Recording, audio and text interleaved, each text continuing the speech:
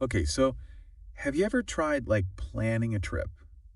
But I'm not talking about just like picking a date and booking a flight. I'm Right. talking multiple cities, hmm maybe a road trip with friends, all while you're juggling like everyone's schedules and budgets. Yeah, It can feel like you need a degree in logistics. totally. And that's just one trip. Right. Now, amplify that to like a global business, managing a whole supply chain or an organization trying to plan some huge event. Yeah. It gets complicated fast. Yeah. Those kinds of complex planning problems are exactly what researchers are trying to figure out with AI. Yeah. But what's got me really excited is the potential of LLMs.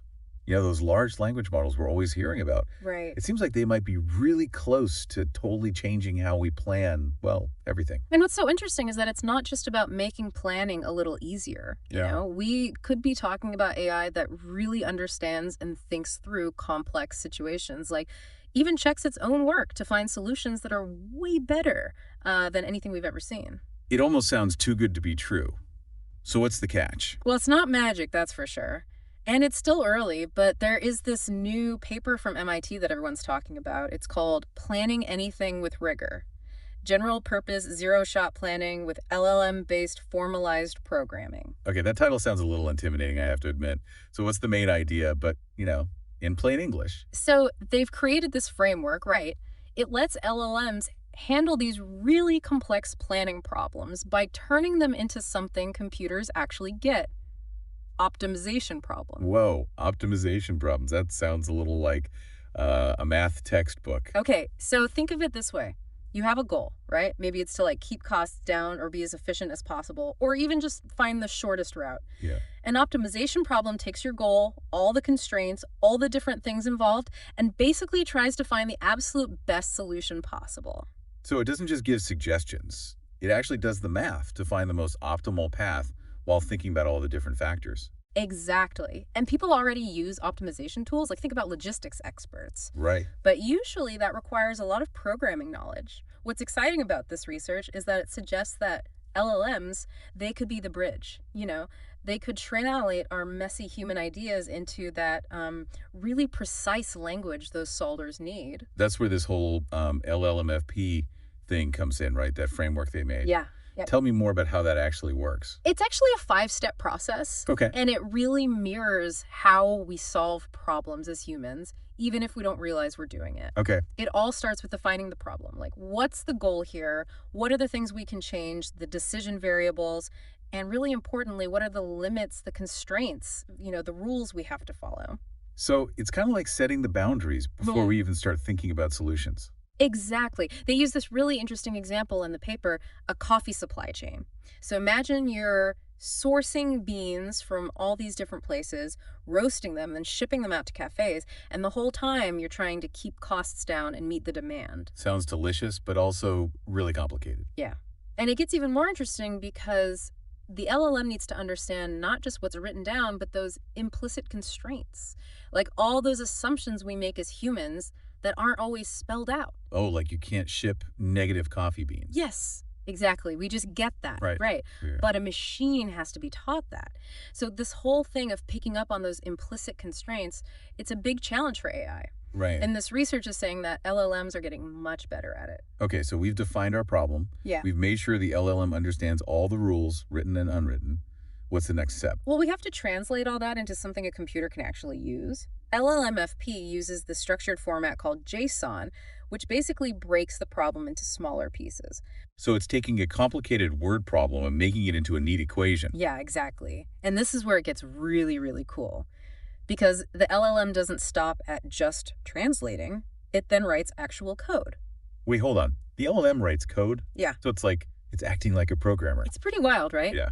It uses an optimization solver, in this case, one called SMT, Okay. to actually crunch the numbers and find the best solution. So it's not just some basic logic. It's like understanding this complex problem and coming up with a custom solution. Yeah. That's on a whole other level. It's like this LLM is actually thinking ahead, Yeah. not just spitting out some pre-programmed response. Mhm. So we've got this solver working away, finding this great solution. But then what? Right. Do we just get a bunch of equations thrown back at us? That's where the next step comes in. It's called the result formatter. Okay. It takes all of that raw data, those calculations, and basically translates it back into something we can actually understand. Like, imagine getting a nicely formatted report instead of just a spreadsheet full of numbers. So no need to dust off the old math textbook then. No, no. But how does LLMFP even know if it's found a good solution? Like, does it double check its work? That's the really amazing part. This is a self assessment. So LLMFP can actually evaluate its own work. It looks to see if the solution, really meets all those criteria, including those implicit constraints. It could do that? Yeah, it's really cool. And if something's off, it can go back and actually adjust the code or the parameter. Seriously, so it can correct itself. Yeah. That's incredible. It's not just finding a solution, it's learning as it goes. That's amazing. Yeah, and that's what makes it so game changing. Okay, I have to ask, with all this hype, how well does LLMFP actually perform? Did it live up to it? Well, they tested it, the researchers did, on 9 different planning tasks. Yeah, we're talking everything from that coffee supply chain to those classic robot arm stacking blocks problems, optimizing delivery routes, even something as, relatable as planning a movie night with friends, picking out snacks, all that. So they really put it through the ringer Oh, yeah. and it passed the test.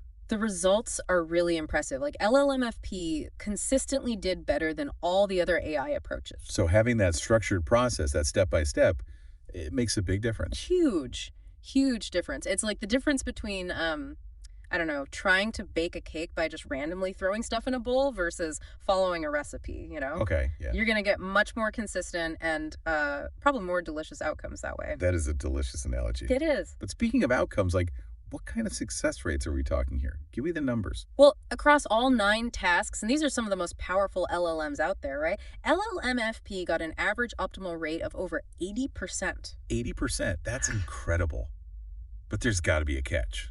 You know me, there's always a catch. Well, one of the most interesting tests they did was this thing called the mystery blocks world. Mystery blocks world. Okay, now that sounds kind of ominous. It does, doesn't it? What is that? So it's basically that same block stacking task. Oh. But they changed all the names of the actions and the objects to completely made up words. So they were messing with it They were. to see what, like, if you could really understand. Exactly. Like, to see if it was truly understanding the logic or just memorizing patterns from the data it was trained on. So it's like if I went to a coffee shop and I was like, I need a caffeinated cloud drink. Yeah. Instead of just saying latte, Yeah. could the baristas still figure out what I meant? Exactly. And here's the really interesting part. Even with that crazy language, LLMFP still did really well on the mystery blocks world. No way. It figured that out with those crazy names. Yep. That's wild. So it really does almost seem like it understands the concepts and not just the words. Yeah, and that's what's so exciting. This suggests that LLMs, they're developing a much deeper understanding of what they're solving. That is really cool. Yeah. But also know you're not one to get too carried away. No. So let's talk limitations. Like, what are the caveats here? Right. So one of the biggest things, and this is true for a lot of LLMs, is they still need really clear instructions. Yeah. If the information is too vague or if it's missing stuff, they struggle. So back to the coffee. Yeah. If I just tell an LLM, get me coffee, Right? it's not going to know what to do. But if I say, I need 10 pounds of ethically sourced, Ethiopian Yirgacheffe beans delivered to my roastery in Seattle next Friday, then it's got something to work with. Exactly. It's all about being specific, being clear. LLMs are getting way better at understanding those unspoken assumptions, but they still need those guidelines to do their thing. So as cool as this research is, Yeah. we're not at a point where we can just, throw any old problem in an AI and expect a perfect solution. Not quite, not yet. Not yet. There are still some hurdles, and a lot of this tech is, still being developed. Yeah. But it's really the speed that things are moving at. That's what's so exciting. Okay, so let's say it keeps developing at this rate. What does this mean for, like, the average person? For our listeners who are fascinated by this stuff, but, maybe don't have PhDs in computer science. That's the big question, isn't it? What does this mean for you? Okay, so let's say it keeps developing at this rate. What does this mean for, like, the average person? For our listeners who are fascinated by this stuff, but, maybe don't have PhDs in computer science. That's the big question, isn't it? What does this mean for you? Well, imagine, planning your next project at work, and it doesn't feel overwhelming. Right. You put in all your goals and your deadlines and what you've got to work with, and the AI doesn't just organize it, it actually optimizes it. It finds ways to make the whole thing run smoother and better than you'd even thought of. So it's like having like a superpowered project manager on call, like 24/7. Exactly. Or even think about something like managing your money. Okay, yeah. You put in your financial goals, your income, all your expenses, and the AI not only makes a budget, but it like suggests ways to make your spending smarter Yeah. or your investments or even find savings you didn't know you had. So instead of dreading tax season, it's like bring it on. Exactly. And what's so exciting is that this isn't just about replacing human planners or just, making things a little better. It's about giving us the tools to tackle problems that felt impossible before. You're saying it could change like what we even try to plan in the first place, not just how we do it. Exactly. Imagine like doctors using this to personalize treatment plans, Right. based on your genes or how you live your life, Mm. or city planners optimizing traffic in real time, like as things change.